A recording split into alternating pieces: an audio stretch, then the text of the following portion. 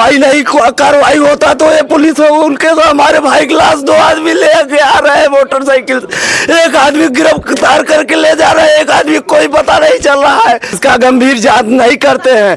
थाना अध्यक्ष बदले, आगे से कार्रवाई करे। ये थोड़ी है कि ये कई थाना मालिक होता है।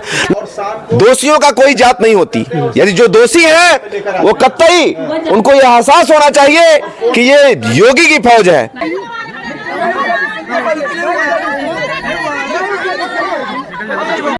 आइए, मृतक के भाई हैं, हम इनसे बात करते हैं। क्या उस दिन घटना हुई थी, क्या इन लोगों को जानकारी है? क्या नाम हुआ आपका? हमारा घनश्याम सिंह नाम है। घनश्याम सिंह जी। क्या कुछ घटना हुई थी आपके भाई के? बताया जा रहा है कि जो आरोपी हैं उनसे अच्छा संबंध था, फिर ऐसी कौन सी बात हुई, ऐसी कौन सी नौबत आई कि जिसकी वजह से इस तरह का कदम उनके साथ उठाया गया? आरोपी हमारे यहाँ कल्लू मिश्रा उर्फ प्रदीप पांडे उनका नाम है। उनके पिता का नंद कुमार मिश्रा नाम है। ग्राम सभा अंतहिया के रहने वाले हैं। हम देवरी कला के रहने वाले हैं। हम जात के राजपूत हैं। यानी कि आप ठाकुर हैं? हम ठाकुर हैं। और उसके बावजूद में हमारे भाई के पास 10 बजे कॉल करते हैं। 10 बजे कॉल करने के बाद जब वो मना करते हैं, आते हैं, उनको ले जाते हैं। हमारे पहले, इसके पहले साल भर से पहले हमारे पिताजी ख़त्म हो गए। हम 2 भाई यहाँ रहते थे। इनको लिवा गए हैं, बच्चों से कहो न बात किए। उसके बाद उनको रात में ले आते हैं, मुर्दा ले आते हैं। जो साथ में बाइक पे ले आता है चला करके, वो नहीं पकड़ा गया है कौन है। हमारे दादा के लड़के सुरेंद्र सिंह हैं बगल में, उनको उठाया गया है ऊपर से वो करके। किस कारण उठाया गया है? हम तहरीर दिए हैं प्रदीप मिश्रा के नाम। अब अपना पूछताछ के लिए किसके लिए उठाया गया है, क्या हुआ है, अब वो जाने।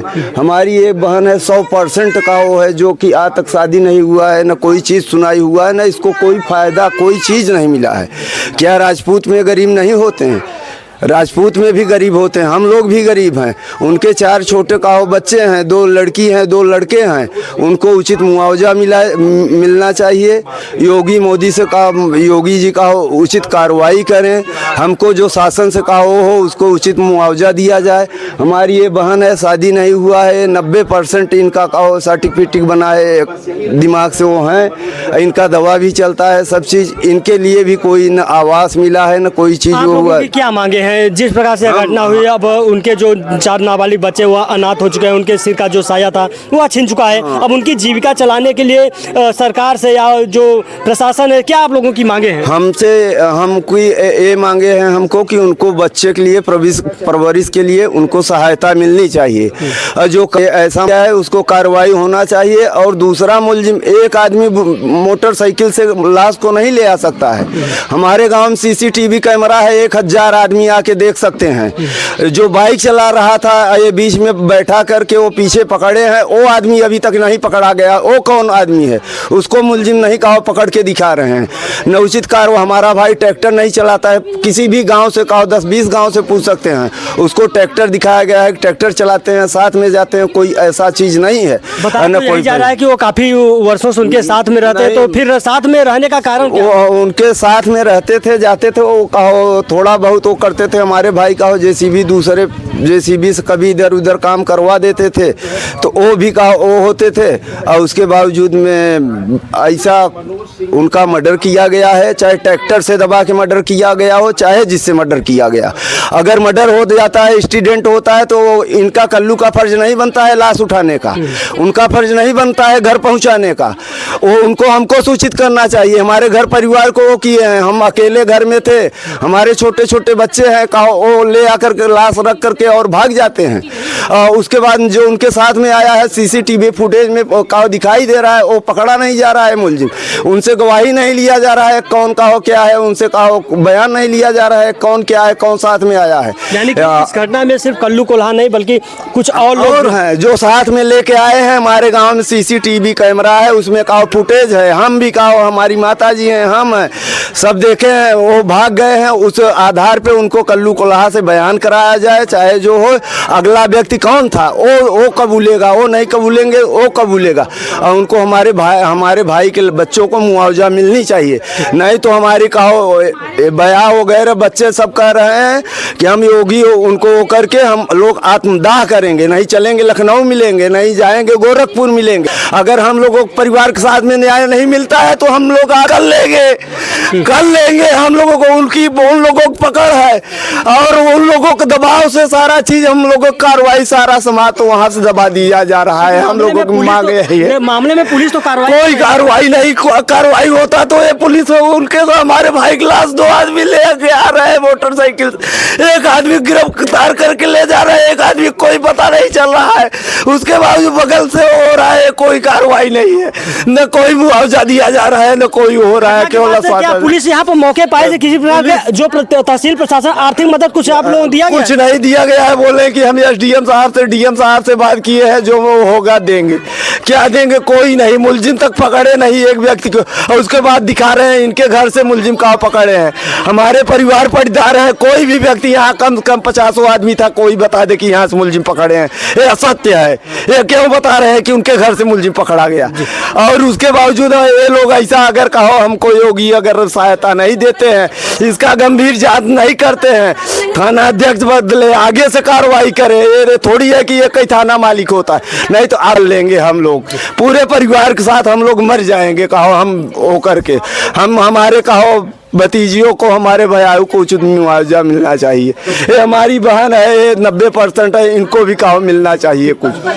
तो दोस्तों अभी आपने देखा कि जो पीड़ित मृतक के भाई थे, इनके द्वारा बताया जा रहा है कि जब से घटना हुई है उसके बाद से प्रशासनिक अमले के द्वारा किसी प्रकार की आर्थिक मदद नहीं दी जा रही है। यानी कि जिस प्रकार से उसके 4 नाबालिग बच्चे हैं, उसकी परवरिश के लिए प्रशासन के द्वारा आर्थिक मदद सहयोग राशि दी जाती है, लेकिन इस पीड़ित परिवार को अभी किसी प्रकार का आर्थिक मदद नहीं दी जा रही है।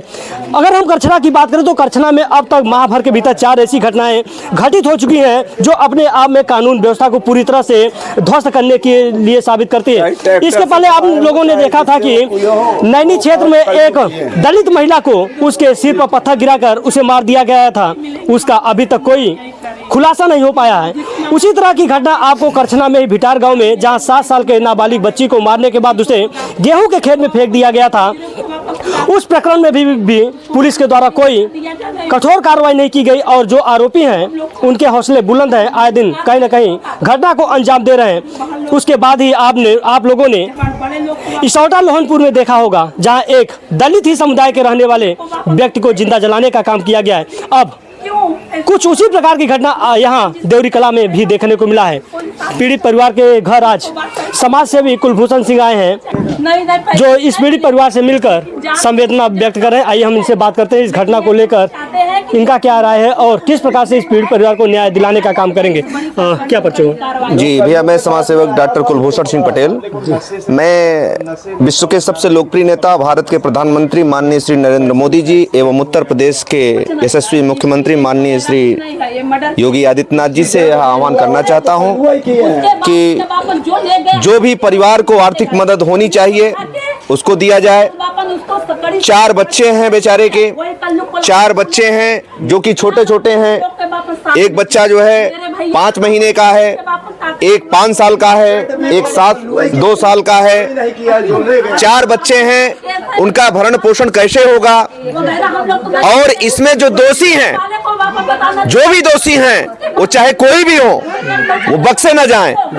दोषी पर कड़ी से कड़ी कार्रवाई हो। जितने भी दोषी हैं, कोई जात विशेष नहीं, कोई भी हो, क्योंकि दोषियों का कोई जात नहीं होती।